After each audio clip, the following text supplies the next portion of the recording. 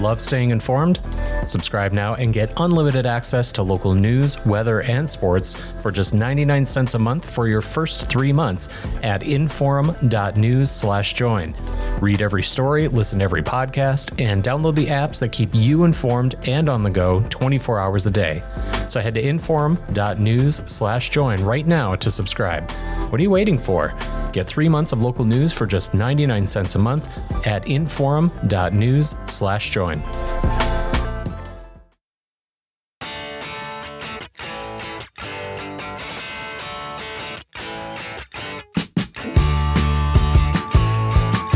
Welcome to Plain Talk, where we are rejoined by my normal co-host, Chad Oban, who's just finished up his 4th vacation of the year. Chad, how you doing? Well, first of all, I've been on 5 vacations this year, but my most recent one was work-related. I got to be honest, flying into D.C. for a day's worth of meetings and then flying back. I was home by noon yesterday, Rob. That means I left really early in the morning. I tell my friends all the time, I've been to Washington, D.C. a lot. I have not seen a lot of the things that Washington, D.C. has to offer because I've seen them out the window of the cab on the way to the hotel where I spend the weekend in a conference room, and then I wave at the Jefferson Memorial as I'm going back to the airport or something. Rob, as I told you via text, just because a guy's going through a little midlife crisis and likes to go on a few vacations early this year, I don't think you should begrudge it. I think we should applaud people taking care of themselves and finding a good work-life balance. Yeah, I am terrible at that. I actually have given, and I was happy to, but I have given vacation time away because it was either that or lose it. And I should probably just take it. That's Yeah, that is not good for you, Rob. There's a reason why your employer gives you a vacation, and so you take care of yourself. It makes you a better employee. I'm sure. I just when you love what you do, it doesn't feel like work. So and I really love what I do. Anyway, we got a guest who didn't come on to listen to this nonsense. Representative Jayme Davis. It's not nonsense. I think Jayme would agree that we need to take care of. I wholeheartedly agree. Representative Davis endorsing self-care. So we got that on the record right off the bat. Representative Davis, how are you? I'm good. Thank you for having me. We got off to a jocular start. What we're about to talk about is not very fun. No. But it's something we need to talk about. Yeah. We have had multiple incidents. I'm sure everyone listening to this has seen the headlines. Multiple incidents over the course of years. I mean, there's some recent ones. We had the walkout at the prom at Flasher High School because students were mocking powwow dancing, mocking Native American culture. We had an incident from Minot Public Schools, Minot High School, my alma mater, making racially insensitive comments to a player on the Bismarck High School boys team. Last year, 2023, we had an incident where some fans for Jamestown High School were making monkey noises directed at a black player for the Standing Rock team. And we can go back further. I mean, those are the recent examples. That's hardly an exhaustive list. You yourself, as well as another state lawmaker, have been talking about the need. The other one being Representative Lisa Finley DeVille, a Democrat from Mandaree. You have been making the case that more needs to be done about this. Tell us about that. Thank you. Yeah, it's again, we go through it every single year. This isn't new to us. But what was different this past time in 2023, I think is, like we had mentioned before, the pandemic. Now everything is recorded and lives online for all of eternity. And so it's not anymore that we have to it happened. And in the past, when it happened to me as a kid in high school, middle school, we had to just kind of swallow it and take it and, let it go. We always had to be the one to rise above and not be contentious in any way. And now that it lives, there's documentation, undisputed documentation out there, video, audio. And you can see it in real time. it's really upsetting. So that's when we were in state legislative session last February. And I thought, what can I do? The bills were already, we couldn't submit any more bills. So that's why it was a resolution for a study. But I believe it needs to have a study. We need the data to show people that how much this actually happens. This past session or this past basketball season, and I don't know why it comes out specifically during basketball season, but it does. Or that I'm aware of anyway. That's the ones that people report to me on. This past season, I got numerous reports of, from parents, from grandparents, having them talk to their basketball players, boys and girls. And, the boys and girls are just like, well, I don't know. they know it hurts. And I know that feeling very well.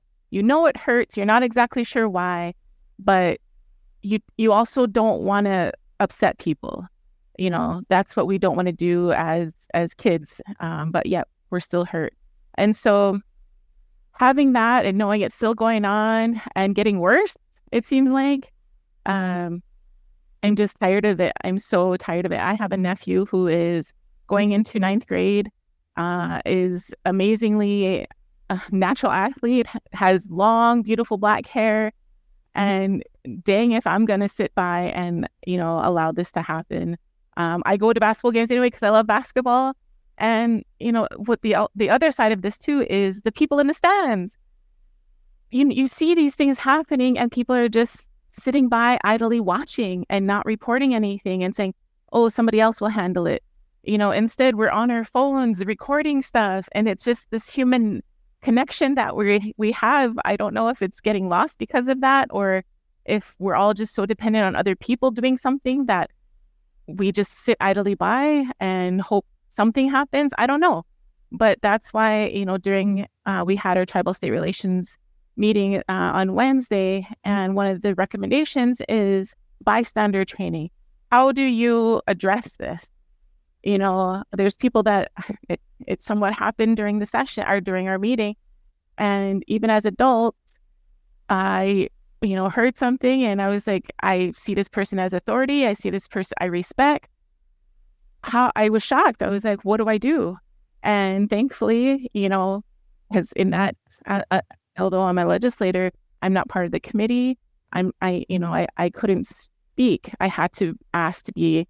So I'm, if the committee wasn't going to address it, I was going to, whether I was allowed to get up there on the mic or not. But it's those instances, even us as adults, we need to have that education and be empowered to step up and say, this is wrong and let's address it. Representative Davis, I appreciate you being on here, and I hate that this is the topic we're talking about. I'm frustrated by it. I can only imagine how frustrated you are that we're talking about this. But one of my biggest frustrations is I see a problem of white people that Native American legislators then are expected to step up and take care of. We have this constant cycle of white people do something that's offensive, they claim they don't know any better, and they apologize, and then you and Representative Finley DeVille, thank God for the two of you stepping up into this space to do this. But at some point, white people have to step up. It can't just be saying, hey, Native Americans need to teach us better. And I will also say, the Flasher prom incident frustrated me because even the 2 or 3 tries at an apology from the superintendent, it said, sorry, we didn't intend to offend Indigenous people. Yep. It's not just Indigenous people who should be offended and disgusted by this behavior. So can you talk a little bit about that? About, again, it feels like white people, white adults are the primary folks that are causing the problems here. But for some reason, you and Lisa and tribal communities are expected to take this heaviness on and solve the problem. Can you talk about, are you frustrated by that? Thank you, Ted. Yes and no. So, we in the Indigenous community in the education realm, or just in general, it's not just racism in sports, it's child welfare. We educate on everything because a lot of people don't know, and we're not just a race. We are a political, entity. We have sovereignty. A lot of people don't know where that comes from. I mean, I even had it in the state legislation, during a committee meeting, one of the legislators asked, why are Indians even considered citizens anyway? I was like, what?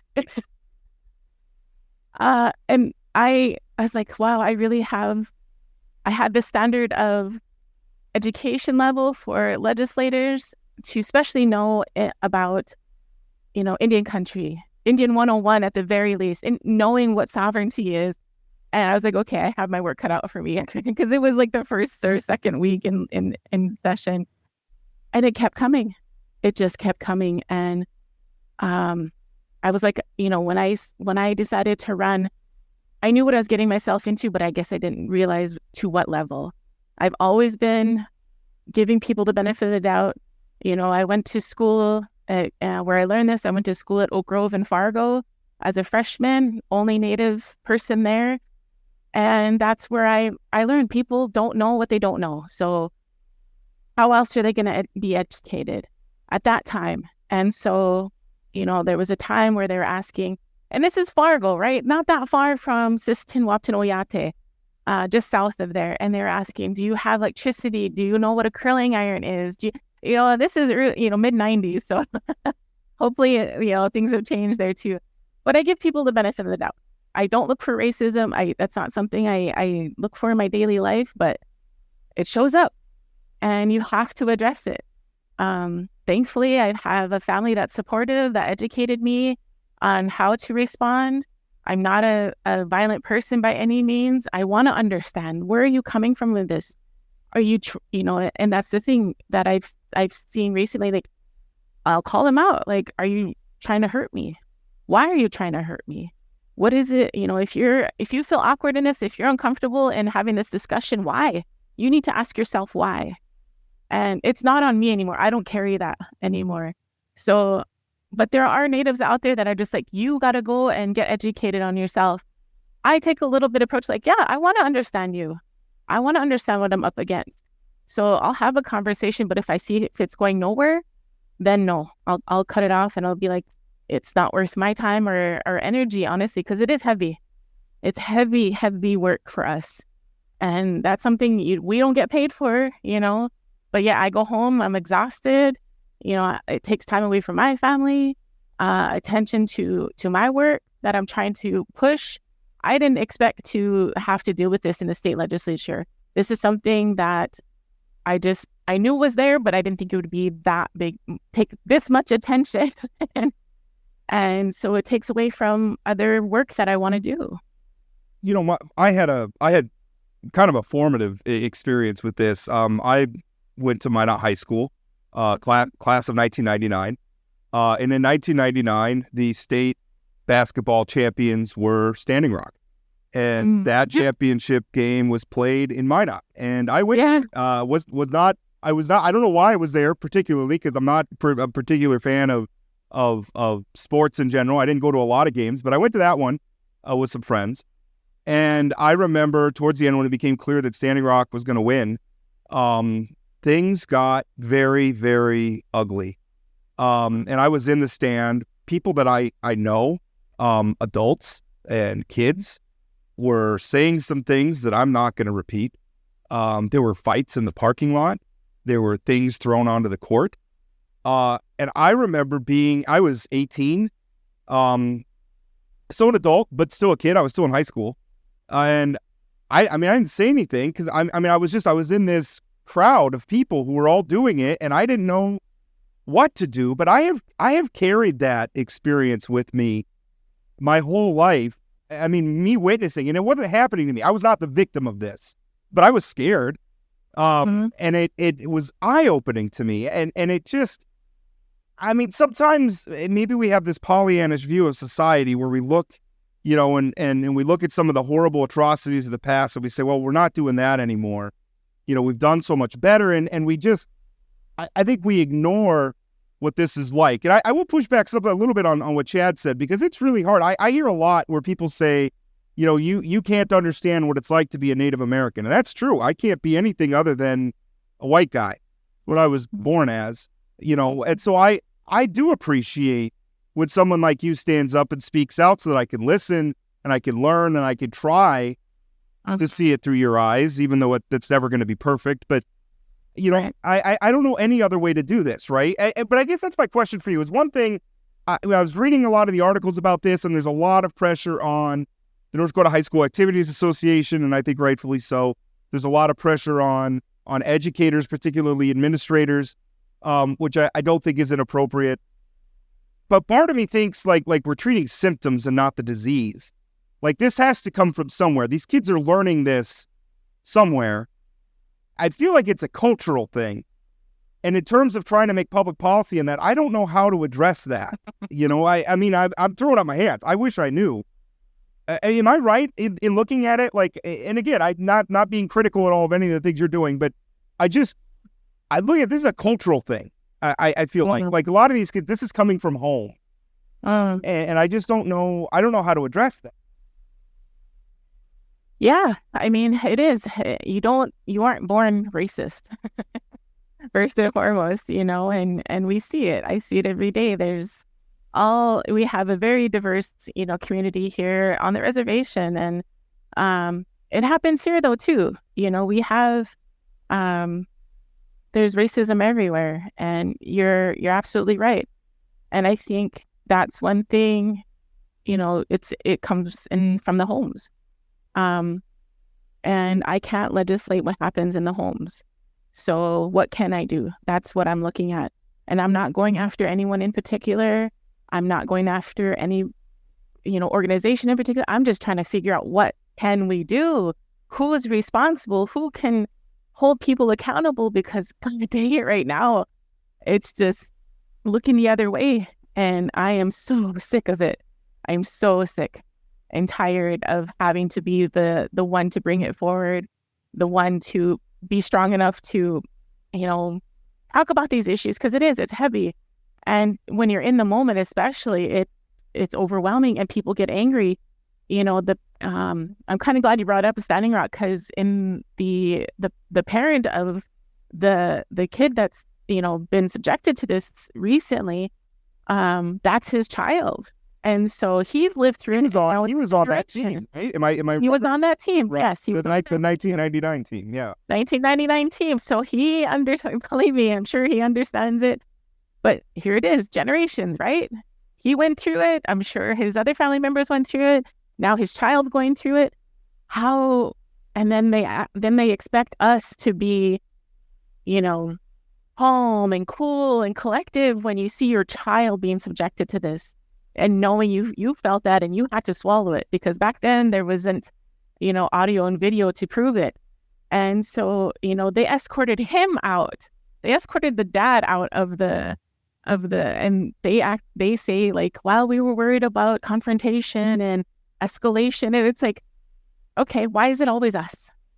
Why, if you're a human being and you see your child being subjected to this for generations, that's how you're going to react. Remove the people that are doing it. So, Jayme, one of the things, you know, Rob said, I agree, it's often coming at home. Mm-hmm. But one of the things that I think is being demonized in today's society are things like diversity, equity, and inclusion, mm-hmm. training and programs. I mean, we have a commercial right now that, you know, Tammy Miller is being demonized for having a program at the corporation she ran. We're also trying to whitewash our history because it makes white kids feel uncomfortable in school. Right. So there are things that we can... white parents. But I've heard white parents saying, little Johnny feels uncomfortable. Mm-hmm. He didn't do this to Native Americans, or he didn't own slaves in the South. Why this makes him feel bad? Well, to me, that's an important part of understanding this culture. It's an important part of in watching what happened in Flasher. That's not the first time those kids have danced like that. That's not just thing. And it was adults that were in the room that allowed this to happen. If we're not, and this isn't school's fault, right? This isn't, but schools do play an important role in making sure kids and adults understand this. Well, do you think diversity and equity and inclusion training and programs and making sure we're teaching honest history are an important part of sort of helping to understand each other. Because ultimately, I think that's the problem right now is we don't want to understand each other.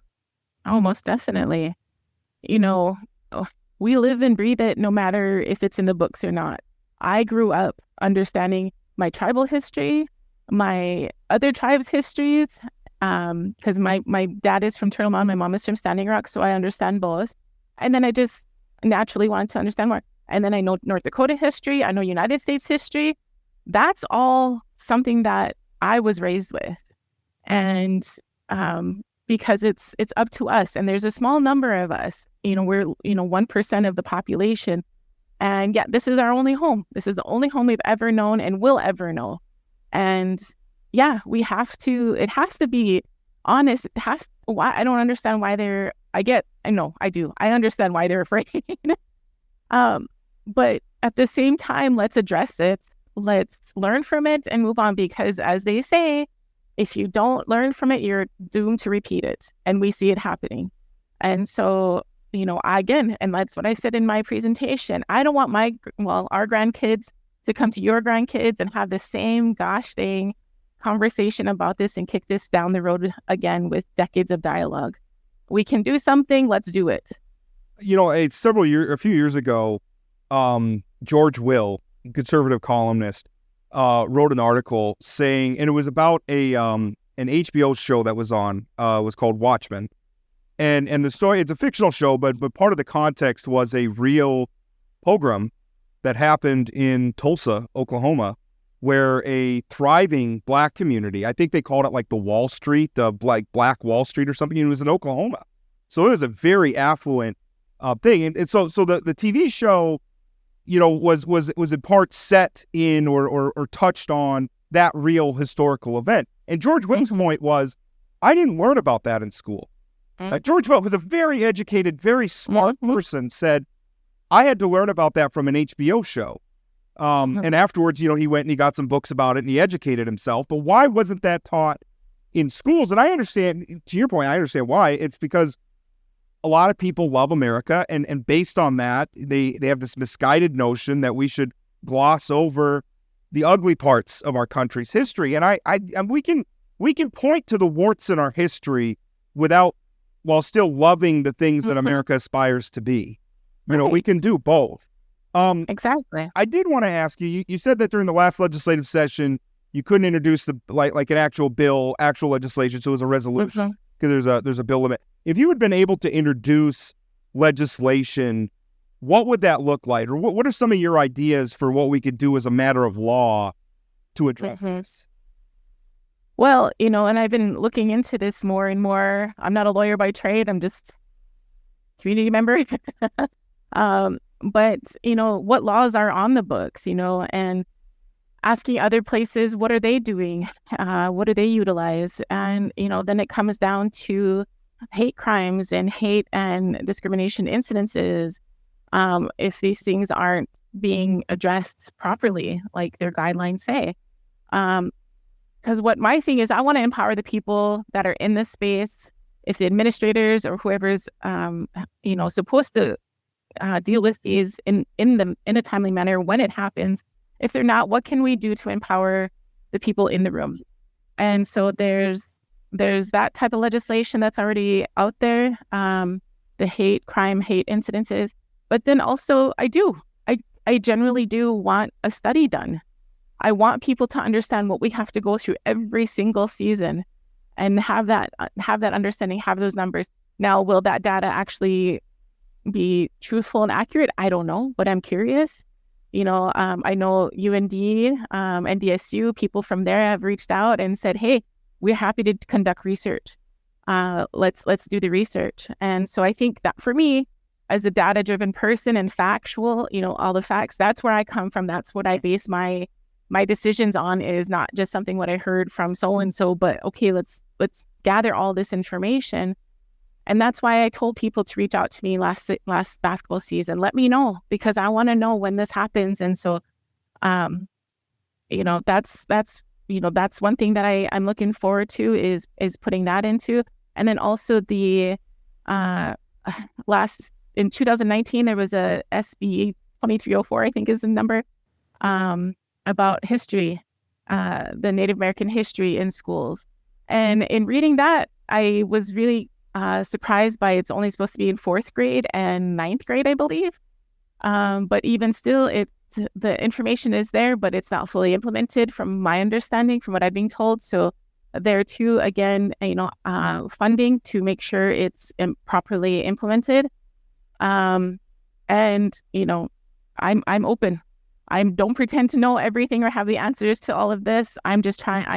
What is the status of your resolution or the study? Well, it's got all the way to, they passed it. And again, I didn't know this. If you have single words as shall or must or, things like that, again, lesson learned. First time as a legislator where if you don't have those words in there, they don't have to choose it. And so it wasn't chosen. Surprise, surprise. For the interim session to be a study. But, the tribal state relations, that could be a recommendation that comes out of the committee this year. We need people to push and really, get behind this. I would really love to see the youth kind of step up and, tell their experiences, and also just really anybody across to show how long this has been going on. It's not just recent and not just since February of 2023. And really, like I said, we can't legislate homes, rightfully so, and never would want to. But what can we do then? And these agencies that are supposed to, hold spaces, especially in our education institutions, that these have to be spaces that are being respected and safe spaces for all individuals. Why are why are Indigenous people and people of color okay, to be not considered, or okay to have these instances happen to and throw it under the rug, is how I see it. Maybe they're not, but we don't know. Jayme, one of the things I've been told is there is a training that's available to administrators in school around cultural understanding and that kind of thing, but it's optional. And for example, Flasher wasn't a school district who took that training. Would you support making that sort of thing mandatory for the adults in all public education settings? And then how about referees and coaches and athletic? Would that be something that might be helpful? Again, we need to educate adults on how to handle these situations and identify them. And to Rob's point earlier, being not knowing is not an excuse, but the reality is sometimes people don't know, and we need to teach them to know and step in. So would you support some sort of mandatory training for all adults that are in public settings? Most definitely. I think that's definitely a great place to start, is the education. But I want it to be, again, not that we should carry this, but to have it, reviewed by people of color and have it mandated across the board, even state legislators. I would honestly love to see that happen for state legislatures during our orientation, for school orientation, for referees, for umpires, for, have that be part of your orientation, and, have it vetted by people of color. There's plenty of people that do this work, in and around inclusion, and because I just got an email, again, I'm working on juvenile justice, and they reached out, we're doing an RFP. Do you know anybody that does this work? I was like, I do. But again, your brother is Scott Davis, former Indian Commissioner of Indian Affairs under multiple governors, and he does this kind of work. As a matter of fact, I wrote an article about him doing this kind of work for the Atlanta Braves in Major League Baseball, which I thought was kind of cool. He got a World Series ring, because he was part of the team, which I thought was really cool. It's such a hard thing. It is such a difficult thing, and I think some people listening, doing training, that's DEI stuff, and I understand some of the DEI stuff. When you look at it, it's not helpful. It's not. I don't think it's moving towards uniting us. I feel like it's divisive, but it doesn't have to. I think sometimes we make this more complicated than it has to be. If you are making North Dakotans feel unwelcome in North Dakota, then you're doing something wrong. If you are saying you jerk, Rob, just don't be a jerk. If you're mocking somebody because of their race, that is wrong. This is not complicated, and I'm not undermining the case for common sense training or anything like that. Because I do think we could foster, but like some of it, like the top level stuff, this isn't hard. Like if you're an adult and you're in a stands and you're making racial slurs at the child who's playing on the court, something's wrong with you. Like you're the one who's wrong. Yeah. You're doing something wrong. And there's a whole other thing we could talk about how like we take sports way too seriously in this country. We're just even before it gets racial, like the way white people treat other white people who are just on the other team is atrocious. And then we get the racism thrown in, and it's a cultural thing and it's difficult. Jayme, thank you so much for coming on. I really appreciate it. Thank you again, Rob. Thank you again, Chad, for having me. Great to be here. The cold cases you see at The Vault have captivated readers across our region for years. At The Vault Podcast, our team of professional reporters takes you further into those stories with new interviews from family members, investigators, and experts. Check out The Vault at inforum.com/The Vault and subscribe to The Vault wherever you find your podcasts. Just finished up our interview with Representative Jayme Davis. And I gotta be honest, that stuff's not fun to talk about. It's hard. I can sympathize at times with the reaction to people who don't like looking at the uglier parts of American history. I'm not condoning it. Right. I don't want to look away from it, but I get it. And also looking, the same thing with North Dakota, looking at some of the uglier parts of North Dakota, or even some of the ugly things that are happening in this state right now. It is hard for me. I work with words for a living, and it's hard for me to articulate how much I love North Dakota and how much I love this country. But I also love it so much that I want it to be better. I want it to be always better. I want our trajectory to be upwards. And part of that is learning the lessons of the past. And part of that is not looking away when ugly things are happening in our culture, in our society. We can have a debate about the DEI stuff. I think the right definitely gets carried away in condemning it because it has a purpose. But on the other side, some of the DEI programs or the spokespeople for it, they also get carried away. And then it follows into this left-right thing where once again, we're all defining one another by the extremes on each side. Right. And in the middle of it, just don't stop using racial slurs for kids. Well, and beyond that, how can you watch the prom video in Flasher and there were adults in that room and think to yourself, yeah, this is fine. This is fine. Like you're an adult and you're watching the kids do that and you're just thinking, yeah, okay. Kids are going to be kids. Or again, I mean, you're sitting in the audience and you're hearing a high school student or a fellow parent, making monkey noises at African-American basketball players or, other inappropriate comments towards Native. And like people are, yeah, snowflakes, right? I mean, come on, suck it up. I can't figure out as adults in this society how we can't just teach our kids to just be nice to each other. Yeah. But it's not, and it's other contexts too. I mean, you have the racial stuff, but like I brought up at the end, you have people who are just mad at the other team and it doesn't matter what race they are. Or the referee. I mean, you look at the number of official, umpires and referees who are pulling out because they don't want to do. You look at the number of teachers who don't want to be teachers because they're not treated right. You look at the internet, which is filled with people losing their minds in a fast food restaurant because they didn't get enough cheese on their taco or something, and we wonder why we can't. The kids aren't learning to be nice to one another. But it's symptoms of our political environment, right? I mean, I don't agree with you, so therefore you're bad and you're evil. Yeah. And you're all these different names. If you're different than me, I just can't decide if it's the culture that's downstream from the politics or the politics that's downstream from the culture, and maybe it doesn't matter. I think there is some Donald Trump sort of, and not just him, but the other people who sort of navigate the political world like him, that's empowered people in a way to say things out loud that they used to keep them keep to themselves. And maybe that's a good thing. Now we know who the racists are rather than them keeping it to themselves. But we have to do better than we've been doing. Yeah, I mean, there is that. I mean, there is a part of it where, I read this great thing talking about like the political side of things. I was reading Jay Nordlinger's column in the National Review. And he's talking about some comments from Representative Thomas Massey.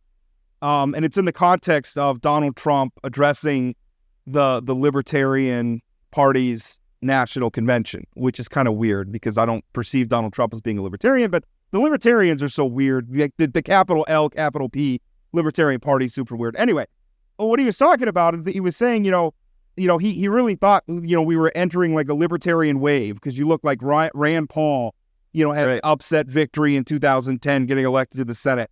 You looked at, how much traction, although he didn't win, the amount of enthusiastic support for Ron Paul's 2012 presidential campaign.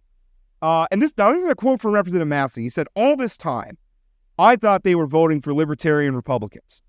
But after some soul searching, I realized when they voted for Rand and Ron and me in these primaries, they weren't voting for libertarian ideas. They were voting for the craziest son of a bitch in the race, and Donald Trump won best in class as we had up until he came along." And I think that's right. I think Donald Trump, I think sometimes we talk about MAGAism and everything, and we talk about like Donald Trump being the cause of these things. I think Donald Trump is a symptom of a that he took advantage. I mean, I love that Massey's basically is Massey calling himself the craziest son of a bitch that was on the ballot. I mean, basically, yeah. And these comments are circa 2017. Like he was kind of Nordlinger brought him up obviously in the context of more recent news, but that was Massey trying to explain how Donald Trump got elected in 2018. And is that what we're going to see in North Dakota in June? Right? Is Rick Becker going to be that guy on the ballot, and is that what the voters are looking for? How do you protect people from themselves? And in a society like ours that values freedom, how do you stop people from being racist if they just want to be racist? Like, we're not going to send the police into their homes. We're not going to put microphones and cameras in their homes to monitor their behavior. Obviously, nobody wants that. I don't want that. You don't want that. Nobody wants that. So what do you do? Like, if they just decide, if we as a society just, that's who we are, it leads to some really bad things. I mean, it leads to a country that's even more divided than it is right now. But you're right. We can't police. We can kick that parent out of a basketball game who's, calling names to the other team and whatever. And maybe that's the motivator.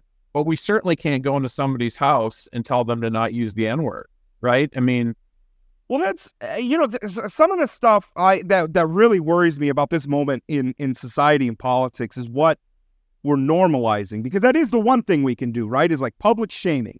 Yeah. Like we can make it, if you're a racist in public, if you're walking around with a swastika on your arm, or you're singled out in the audience at a basketball game, making monkey noises at a black child who's playing a game, and I'm not trying to belittle this kid, but I think it's important to remember these are kids that are playing these games. The society, the culture can single it out and say, no, you're going to lose your job, you're going to be ostracized. That kind of behavior is unacceptable. But you look at the stuff that we're normalizing. I mean, Donald Trump just gave an interview to Time magazine, and this is a quote from Time. He says, quote, "Trump does not dismiss the possibility of political violence around the election." Now, this is a quote directly from Trump. "If we don't win, it depends. It always depends on the fairness of the election." That is a former president of the United States suggesting that if he doesn't win, there may be political violence. And the thing is that quote, I mean, it got some attention, but I wonder if the average American cares. I mean, there's just millions of people that are okay with that now. Well, you talk about, people should be shamed, and that's one way we can take care of this. But you're right. In this sort of post-Trump America, I don't know how much shame works. I mean, here's a guy who stood up and made fun of a reporter with a physical disability.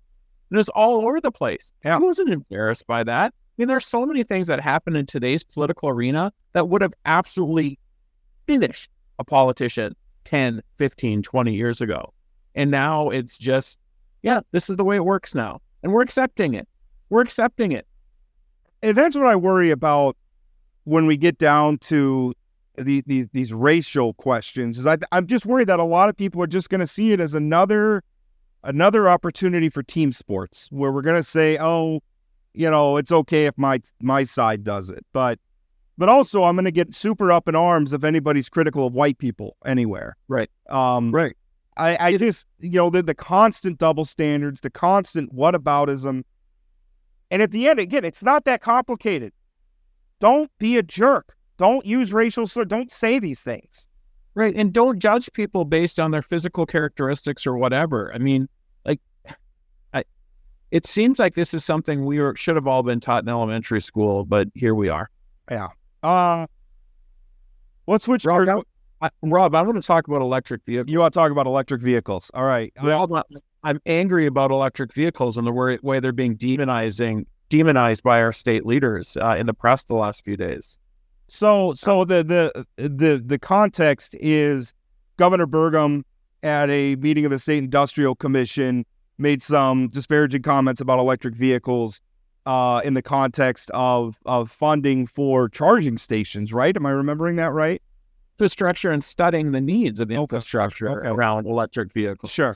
And then there's also our congressional delegation, Hoeven, Kramer, Armstrong. Hoeven and Kramer, I think, have signed on to Senate legislation aimed at ending the subsidy for... It's a tax credit for people buy electric vehicles. Yeah. Well, here's my frustration, Rob. I feel like the anti-electric vehicle movement is often, you see it on Fox News, like you see the anti-DEI sort of thing. And this broad statement from folks saying electric vehicles don't work in North Dakota. Well, they don't work for everything that's needed in North Dakota.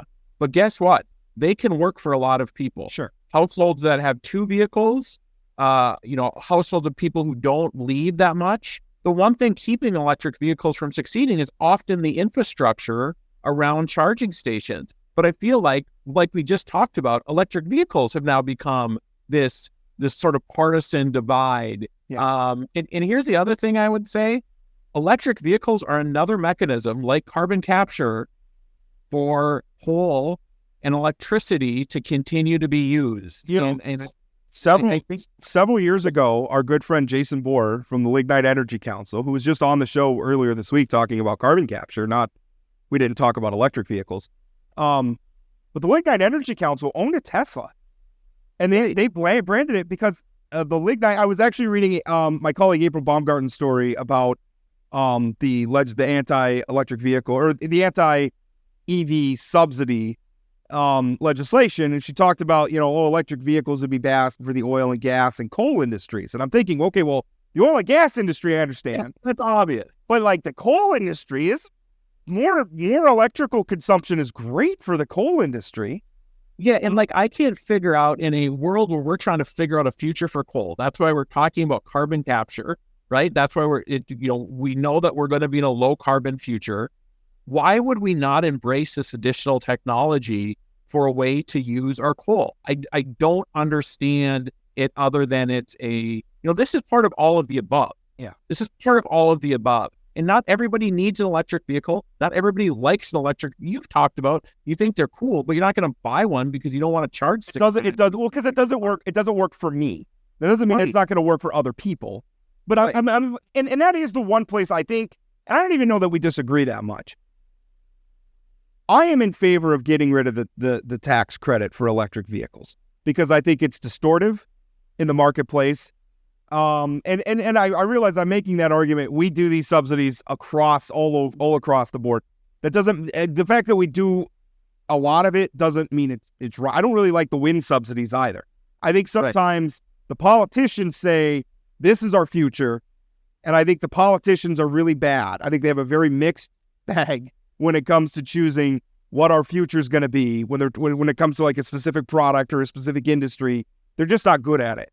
I would much rather rely on the marketplace. I want electric vehicles to survive, to thrive, because they're serving a real demand for them in the marketplace. Not people just trying to capture a tax credit, but real demand. And there is I mean, you look at Tesla sales right now. Tesla's not doing great. Now, some of that is market share. Some of that is market share where Ford and GM and some of these others have caught up. But even Ford, like their electric truck sales haven't been great. But to me, I don't think that's a problem with electric vehicles. I think that's the market trying to find the right niche for electric. I think there is a niche for electric vehicles, but also I don't think it's anti-electric vehicle to just acknowledge the fact that they don't work for a lot of people. They're not practical for a lot of people. Well, they work for some people. And I mean, you talk about that you're against these subsidies.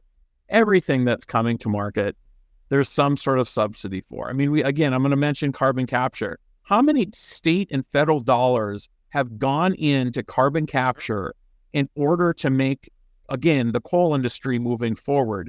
And we get so angry at these folks that are like, carbon capture doesn't work and, not in my backyard. That's because of the public rhetoric that goes around it. All this is doing is accelerating the anti-electric vehicle public rhetoric that is going on. I mean, Burgum said they don't work in cold weather. Well, I mean, it depends on what you're trying to do with them in cold weather, right? I mean, this sort of blanket state. I drove my electric vehicle all the winter long. Now, if it was 30 below, was I going to take it on the interstate to Fargo? No, I would use Aaron's oil or a petroleum car, So it's not just that they don't work. It just they don't work in the same way. They don't haul big things on the ranch. Yeah. But neither does a Honda Accord. If an electric vehicle works for you, you should buy an electric vehicle. Like if you've evaluated it and it works for you, you should buy one. One day I may buy one if I can find one that fits my particular use case. So I agree with you. I am very, very tired of everything becoming a part of the culture war. And I don't think electric vehicles should be part of the culture war. I will draw a distinction between carbon capture. I mean, that is aimed, carbon emissions are an externality for not just the coal industry, a lot of industries. I mean, the concrete industry, the ethanol industry, agriculture. I mean, I look at that as we're trying to incentivize the market to do something that it doesn't otherwise have an incentive to do that benefits us all, which is control emissions. That's a little bit different than a politician saying, I like this particular kind of product. I think people should buy that product, and I'm gonna create a tax credit for it. There is a distinction. Incentivize the use of battery technology and all those other things that I think is good. If we're subsidizing, I don't even consider that a subsidy. Like if we're funding research to develop better products to make American lives better, then I don't. That to me is not even a subsidy. That's just a good thing. Yeah. Well, and again, we do give tax credits for so many different things. It feels like this is a political sort of like. There was just a survey that came out that said North Dakotans use and like electric vehicles at a rate that's the lowest in the country. Like electric vehicles. So it might be also good politics for these four guys to be in the press saying electric. I have a feeling though that poll is measuring, again, the fact North Dakota is a very spread out state. And there are a lot of North Dakotans. Structure. Right. I mean, and there's a lot of North Dakotans, whether it's, even if the charging stations were available, they don't have time in their day to spend an hour charging in the middle of the day to charge up their car. Don't roll your eyes. An hour. Come on. Don't give me these talking points. How long does it take to charge your electric car? If I'm driving from here to Jamestown and I need to here to Fargo and I have to stop in Jamestown along the way, 20 minutes, 30 minutes to get a little bit of juice along the way. I can drive in my 2006 GMC all the way to Fargo and most of the way back to Minot before I have to make a 20. I'm just saying, I for the same reason you don't want people disparaging electric vehicles, because don't disparage the fact that for some people it just it's a pain in the butt. Listen, I was on one of my 18 vacations I've gone on. I was in Arizona and we rented a Wagoneer. Yeah. In big vehicle, and I drove it all over the place. And I think we used like an eighth of a tank of gas or something like that. So I get that. That's encouraging. I also understand. Here's the deal. My wife is not road tripping with me in the electric vehicle because she doesn't have patience for that stopping and charging and all that. So I get all of that. But again, it's not going to work for everybody. And people should just slow down, man. Stop in Jamestown at Electrify America, charge up your car, eat some delicious Mexican food there. I mean, it's good for the economy. I mean, it's good stuff. I think you should just buy the car that works for you. Stop demonizing electric vehicles. I'm not demonizing them. They just have some limitations. I think it's fair to point them out. Yeah, they're not perfect for sure. Sure. That is what it is. I don't know. Like the politics around that are really weird because like obviously like the big player in the electric vehicle market is Tesla. That's Elon Musk, who's become sort of a right-wing darling. And even, by the way, to touch on the other part of our show today announcing that he's going to put white supremacist Nick Fuentes back on Twitter. So what a weird political thing. Like we're all against electric vehicles now, but Elon Musk, this sort of right-wing darling, makes the electric vehicles and used profits from Tesla to buy Twitter, which has become, sort of ground rule. Right. The politics of that are super weird. It's super weird. And correct me if I'm wrong, when Burgum talked about not wanting to do business with Donald Trump, didn't he also say he would do business with Elon Musk? I think in the same sort of interview, because of Elon Musk's track record of being successful. I think that was part of the same interview. And I'm not disparaging it. I know a lot of liberals who still love Elon Musk because of the Tesla and whatever, thinking it's getting harder and harder moving forward. But he's certainly a polarizing figure. He certainly is. I don't remember specifically Governor Burgum. I'm blanking it. I don't remember him saying anything specifically about Elon Musk. We do know that his comments about Donald Trump had an expiration date, though, which came as soon as he was done with his presidential campaign and decided he wanted to be in Donald Trump's cabinet.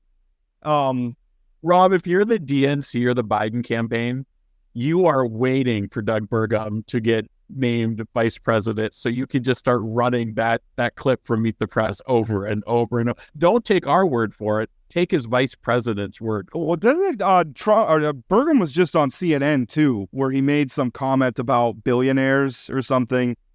Yeah, and I think it was Laura Ingraham, so it was not a. Oh, okay, maybe it was Fox. Okay, yeah, I think you're right. You're right. It was sort of this strange. It felt to me like a fundraising appeal. Like if you're a billionaire, you should be supporting Trump, and so it's sort of, it was strange.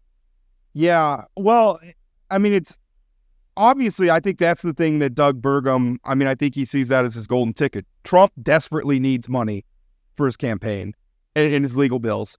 And, Doug Burgum's got a lot of connections in the tech world in that potentially could be an avenue for raising money for Donald Trump. But, just speaking about, earlier about, just what shouldn't be acceptable anymore. The weird thing about Doug Burgum, and I think one of the things, and I've been kind of waiting it, apparently we're going to have like an episode of the Apprentice Vice President edition coming up soon. I don't know if you saw that article. Yeah, it's in Florida, but when is it? Is it this weekend? I think it's this coming week. I think it's like a week-long donor retreat or something like this.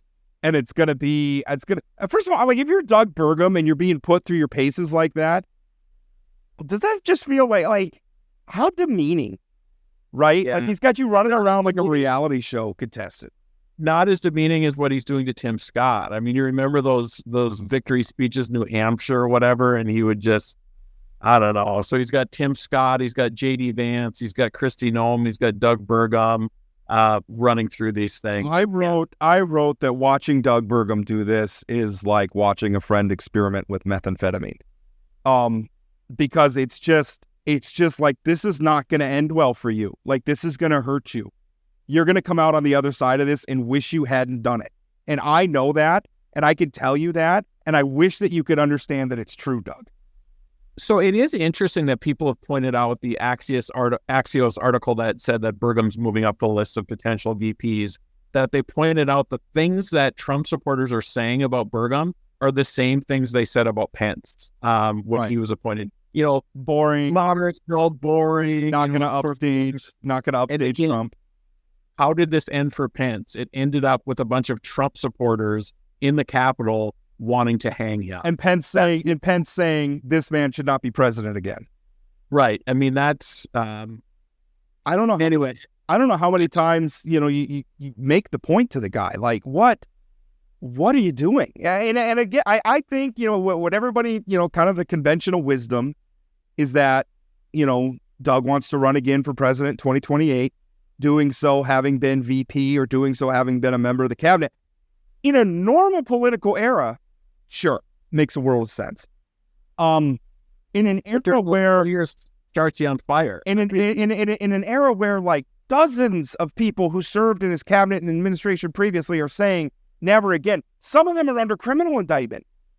I mean, I don't know what makes you think that you're going to emerge from Trump world unscathed and feel like you're in a better position to run for. I think he'd be better off coming home and being governor of North Dakota for 4 more years. But what do I know? Yeah, and that has certainly gone by. By the way, I just found the quote. One person, Burgum, said he'd be comfortable doing business with is Elon Musk, the billionaire owner of Twitter and Tesla.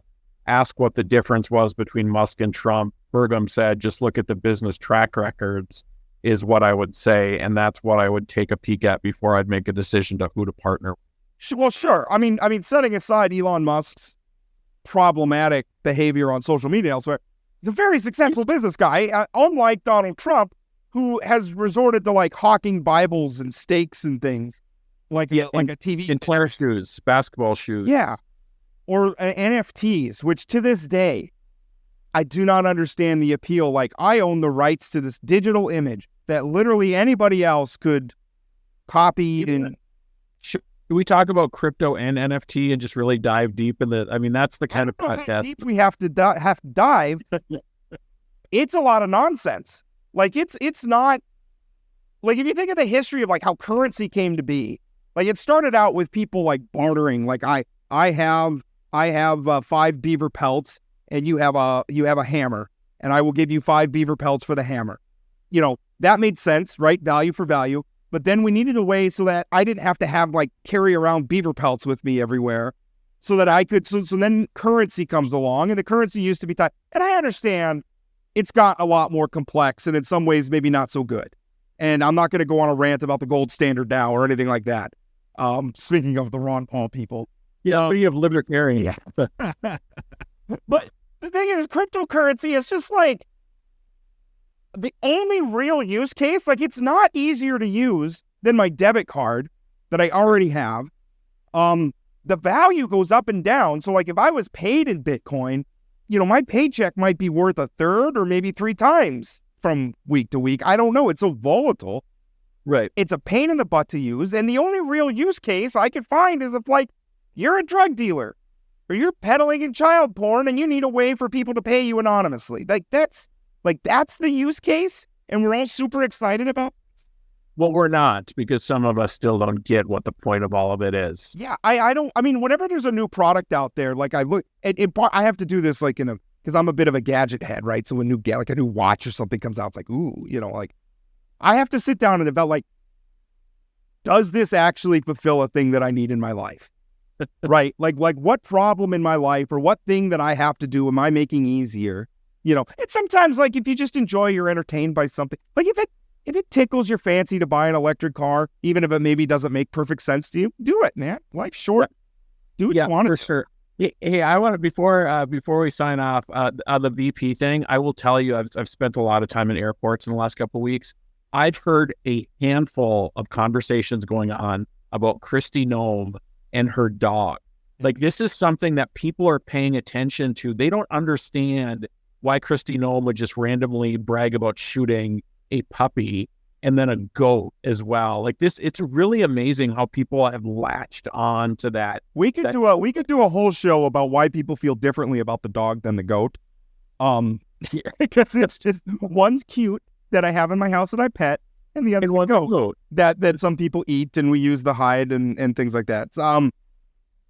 So I wrote about this, and I think a lot of other people made the same point. The cruelty's the point. I think the MAGA movement is a movement that esteems ruthlessness. And I think that Kristi Noem, and I think this was a miscalculation, I think she thought that this would show that she could be ruthless. Yeah. And she miscalculated, because it turns out even MAGA people, and again, if we want to talk about just completely irrational feelings about dogs and pets, right? MAGA people who think the people who broke into the Capitol on January 6th are unbelievable patriots still don't want to see their dog shot. Well, if you talk to sort of non-political people and you're like, yeah, she wrote in her book that she killed this dog, and they're like, she bragged about that? Like, what would, like, yeah, it wasn't like an expose, like a reporter dug up the story. She wrote about it in her book. Yeah, because she thought it was a positive. It is crazy. Well, I mean, that's another example that somebody really is thinking this might be good for me. I mean, that's crazy. And if you look at zoom out a little bit, like the New York Times had this article we talked about on the podcast a little bit earlier this week. The article, they called it her mega makeover, and it wasn't just Kristi Noem, but a lot of the women kind of in Trump's orbit who are, getting their hair done. Noem famously got her veneers done by a dentist in Texas that she was randomly like doing an infomercial for on social media. It's so weird. But she's doing this thing like the degree to which she's made herself over to look like a woman who's appealing to Donald Trump. And I'm just thinking, like, how fundamentally gross that is. Like, it's gross from a feministic perspective, which I'm probably not the most qualified person in the world, but even I, a knuckle-dragging white guy, can look at that and say, that's not very feminine. But then even like this cultish leader, like, I have to dress in the way the dear leader likes. Like, that's like some North Korea stuff. But, I mean, is it that much different than the men who are trying to be vice president, who are changing their opinions on everything? It's not. No. Yeah. Like in North Korea, where like they all have like the same stupid Kim Jong-un like haircut and things like that's like a political cult, right? And so it's like Rob, I would love to see Doug Burgum have Donald Trump's hair right now. I think that would be. He just showed up, and he had the massive egregious comb over, or the orange skin, or whatever. But they do it they're wearing the blue suit with the red tie. When you hear when they're doing endorsements, whether it's Doug Burgum or some of these people endorsing Rick Becker, they all emulate the way he talks, like, oh, they have my total and complete endorsement. And that's what they're saying. Like, they're just saying, I just want to shake them. Like, we fought the Revolutionary War, so we didn't have to treat our leaders like they were god kings, like have some divine right. Stop it. This is it's un-American. Stop. Americans are supposed to be uncomfortable about that stuff. Anyway, I'm ranting now. Can you tell how much this makes me mad? I don't think anybody can question where you're at on Donald Trump and people cult-like following. Yeah. Somebody emailed me the other day. They're like, I feel like you're being like really kind of sarcastic about Donald Trump. And I'm like, I hope so, because I've been laying it on pretty thick. If it hasn't penetrated by this point, I don't know. Anyway, we're going to end it there. I was so happy to get to do this show today because I didn't have to, my subpoena got canceled, so I didn't have to go to business. So I don't understand for the life of me. So it's all over the Fargo form that you're getting subpoenaed, and then all of a sudden you're just not subpoenaed anymore. So the reason they wanted me to testify was to the foundation of an episode of this podcast where you and I interviewed Representative Jason Doctor, who's obviously facing a criminal charge now. If you testify to the foundation of something, that's essentially where I get up on the stand and I say, I didn't like use AI to like edit in a voice to have him say weird things, or I didn't cut parts out or anything like that. I'm testifying that this is what you're listening is what it appears to be. They were able to finally figure out to stipulate all that, and then I wasn't needed. There was never a point where I was going to like be offering like testimony. I'm proud of the fact that our interview was revelatory enough where, frankly, both the prosecution and the defense wanted an evidence. Good for us. That was a good interview. Do you remember when Doctor came on and we both had sort of an off the air conversation? Like, what is he doing if he's in the middle of this investigation? So, wow. I did speak with the defense attorney briefly because he spoke with me a little bit just in the process of like we could just stipulate all this, and he's like, yeah. He goes, I told him when he hired me, no more podcasts. So anyway. All right, we're going to end it there. Thank you so much for listening. I appreciate it. We'll have more shows next week. You'll find out when you're listening what those are going to be about. Because that'd be great, though. They're going to be... A lot of people are saying. A lot of people down at the charging station at Jamestown. There's a lot of buzz about Plain Talk. Listening to a podcast, another thing you can do while you're waiting for your electric car to... Boom, right there. That's good for a listener. Eat some Mexican food. Listen to Plain Talk. Your car gets charged. Everything's working out.